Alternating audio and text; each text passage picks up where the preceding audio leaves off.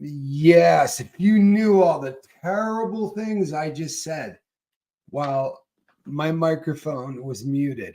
Oh man, I just got away with so much. You have no idea. That was actually for the benefit of somebody else. Yeah. It was almost like one of those punked kind of things because I was leaving a message for someone who, well, yes, now I know. Thank you, Zenwin. Thank you, thank you, thank you. All right, so listen, people, this is going to be a short one. Not super short, but not a full length show. And I'll tell you why. Because we're doing an interview tonight, 7 o'clock, right here, right? Yeah. And it'll also be on. It'll be on simulcast, actually, which I think is pretty cool, and is going to require a little bit of trickery because I've never actually made that work. I know this is embarrassing, but it's the truth. I've never actually made that work. But we're going to shoot for this being live here on the boat and on Liz Ferris's channel as well. I'm going to be interviewing Liz, and this is this is going to be. I think this is something that really needs to be talked about. There is a tremendous amount of overlap, obviously, between mental health and addiction. Huge, right? Massive. So we're going to be doing that. And I'm actually pretty fired up about that. You know that at 6 o'clock, we're doing Night Yard. That is me and my friend from California, Russ. And that is prison. If you're not into prison, don't come. If you're into it, it's a lot of Q&A, a lot of stuff talking about our times on the yard. But before we go today, I had about 3 or 4 different people that I had to reach out to or reached out to me today, who all seem to be in crisis mode, which happens a lot. I mean, if you're the captain of the lifeboat, that's kind of standard operating procedure, right? You get a lot of people that reach out to you, but it kind of hit me like a ton of bricks that in every single one of these cases, and by the way, none of them were minor. I mean, seriously, all of these, Andrew, good to see you, brother. All of these were pretty heavy things, man. Truthfully, like super, super heavy things. I'm not downplaying any of them, but in every case, what was driving the problem is fear. You are welcome, Andrew. Much love, man. Thank you. I really, really appreciate you. The crew. I think everybody was really happy to make sure that we were talking to you. You know what I mean? And yeah, proud of them on a solid day today. Where day one is under our belt. So that is a beautiful thing, absolutely a beautiful thing. But in every single case, every single problem that I saw today was driven by fear. And in some cases, quite rational, and in some cases, not as much, right? Even if the fear is real, we sometimes blow it out of proportion. And I've talked about this a lot on the boat before. When I was on paper, right? If this is a concept that's new to you, when you go to prison and you get out, they put what's called a tail on you, right? This is a period of time that you must do everything right. So you have to urinate in a cup, randomly a couple of times a week for a year or two.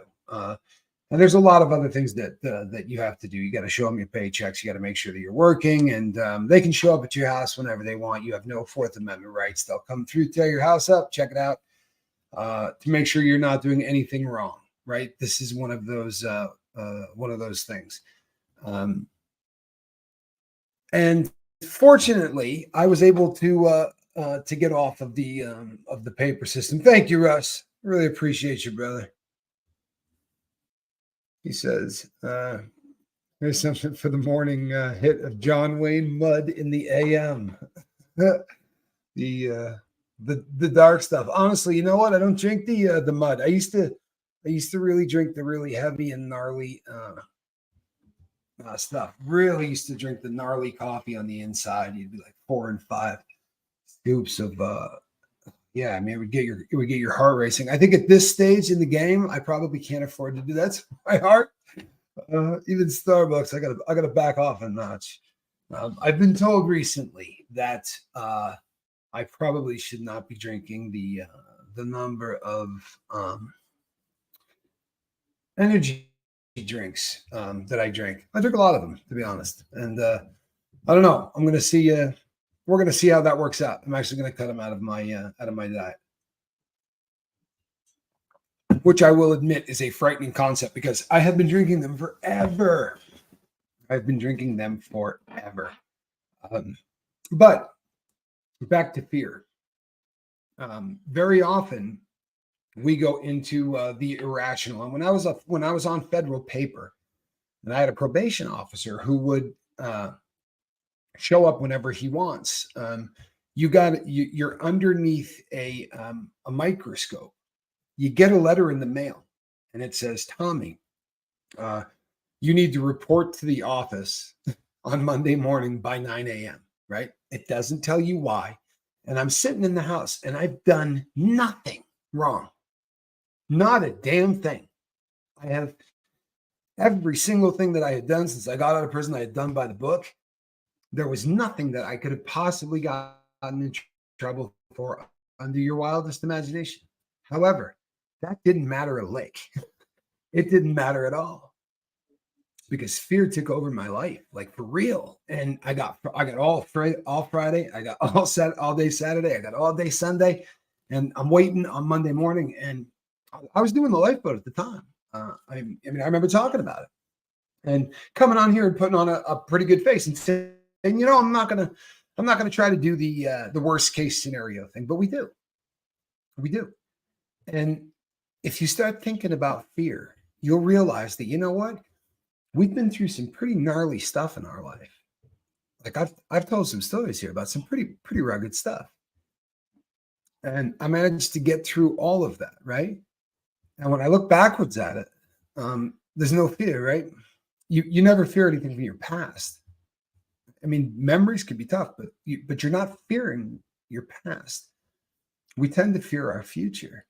And I think as addicts, if we can shrink that future down, right, into really small blocks, one of the reasons that people say if you could just knock it out one day at a time, if we realize that most of our fears are locked dead on our future, then perhaps we should not spend an inordinate amount of time focused on that future. Can't control it, right? There's not much we can do to shape the future. Truthfully, if you want to be wildly successful in life, string together a crap load of wildly successful days, and you will get what you want in life. Plain and simple.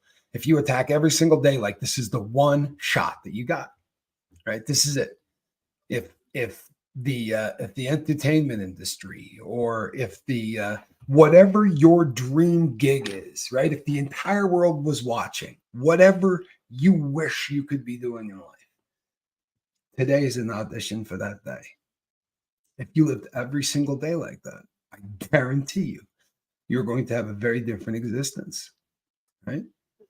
There's a paradigm shift that happens when people stop fearing the future and start being excited about it, right?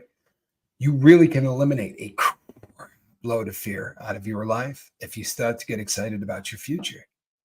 And the reason that the future is terrifying is why, right? This should jump off the page at you. It's unknown, right? Drug addicts don't dig unknown. We like a bag, right? We like a bottle. We like things that we absolutely understand. You buy a bottle of wine, it is the same thing every single friggin' time. You take the cork off, you drink it, you're good. Pain goes away. 8 hours, 10 hours, whatever. A good nap, right? Until the following morning, I'm good, right? We know that, right? It may suck. It may be horrible. It's like the bag of dope, you get a bag of heroin, you shoot it, right? You feel nothing for 8 to 10 hours, right? Then you sleep it off. Then you're going to have to, continue to do it again and again and again. But The reason you do it is you know exactly what the outcome is. It's the simplicity. You take the drug away, and now all of a sudden, holy hell, the future is this complete, unbelievable landscape that we can shape pretty much any way we want. And that's a hell of a lot of pressure, isn't it? I mean, for real. What if you've been in the joint? What if you spent the last 6 to 8 months locked up, right? How about the last 10 to 12 years? What if you spent the last dozen years behind bars, right? How is the prospect of shaping your future looking, right?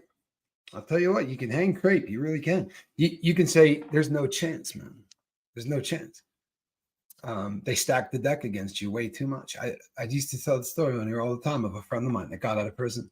And he said, I'm going to get a job. This dude had killed somebody. He's, his crime was murder. And that's a pretty heavy one to go in for a job application. Trust me, bank robbery gets their attention, right? I've gone into many establishments and had them freak out when they get to the criminal background check, because bank robbers are usually not high on the list of people that you want to hire for anything, right? It's not high up there, to be sure. I saw a name a second ago that I haven't seen in a really, really long time. And I'm backing up to see if I can find it. I apologize. No, I got nothing. All right. So back to the whole fear. So my life did the big turnaround. So if you found yourself getting out of prison 13 years, right? You've been down, right? How do you shape a future? The odds are stacked against you, right? And I would tell the story of my friend Alex, who said when he got out of prison, I'm going to get a job, murderer or not, I'm going to get a job. And I said, yeah, I'm pulling for you, man. And his deal was, if it took 400 no's, right? He was gonna get a job on the 400. He said to me, started to do the math. He looked at how many different employment agencies there were in the city, and he figured, all right, if I knock every single one of these and I go to every one, all of them are probably representing about 5 or 6 different clients each, right? And he started to do the math, and he just said, I'm going to continue to do this, and if it doesn't work, I'm going to go to the outlining areas. And he finally got someone to take a chance on him, and the dude worked every single day like it was an audition for the rest of his life. It's like the whole world was watching. I know, because I would go and pick the cat up, right? I would give him a ride back from work. He didn't have any vehicle. And he called me and said, hey, man, I don't need a ride. And I went, hey, dude, right? Nah, you need a ride, right? I figure he's going off to do something stupid or whatever, right? He's fresh out of the joint. And I said, no, you need a ride. He goes, no, man, I'm staying here and I'm working. I'm going to pull a second shift because somebody didn't show up. And this dude started pulling, doubles on the regular up there, and worked his way up. And his initial hire, they said to him, in about 30 to 60 days, they're going to figure out, it was Christmas time. He said, they're going to figure out what your criminal record is, and they're not going to hire you. But because of the honesty, I'll run you through Christmas. And when it came time to the end, he said, this is one of the best employees I've ever had.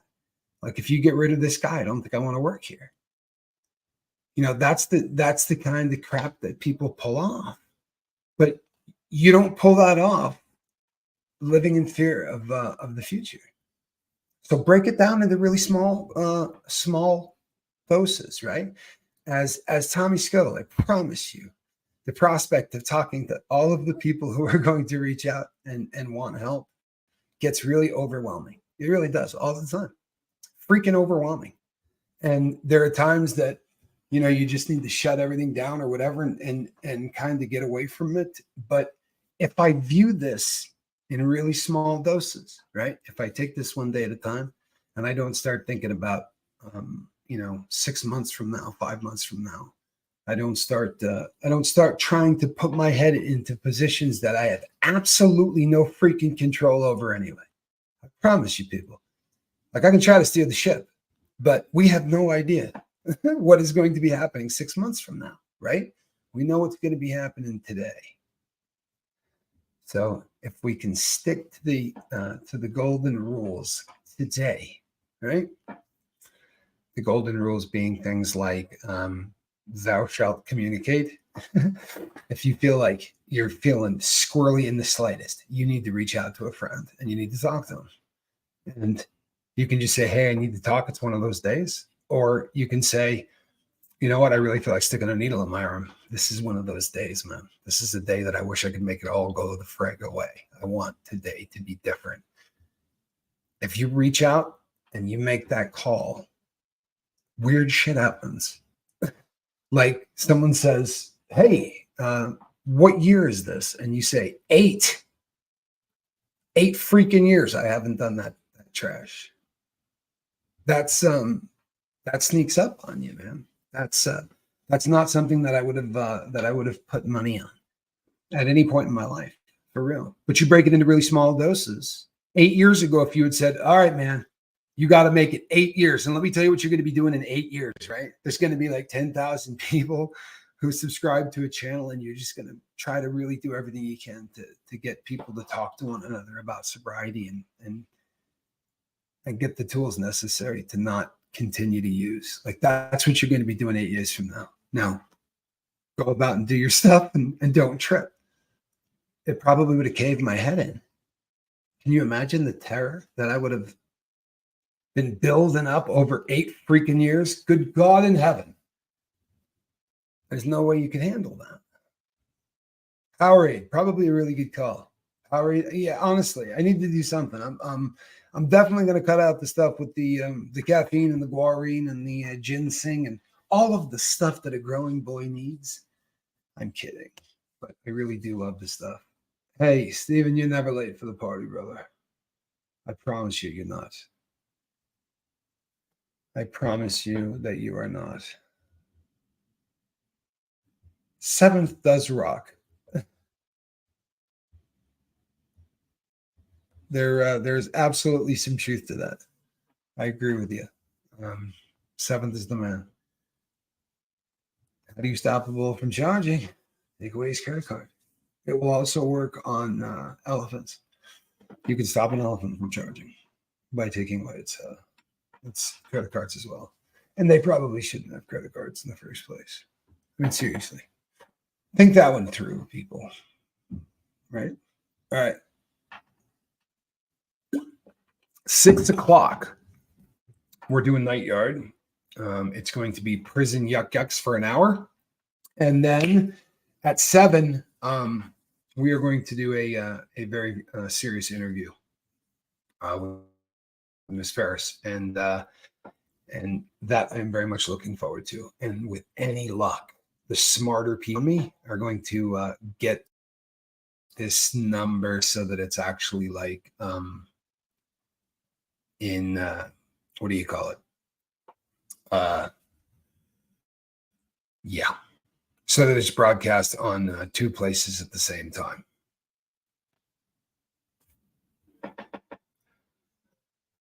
All right, people. I'm Captain Tommy. We'll see you at on the yard. Yeah, 6 o'clock. All right. Bye-bye.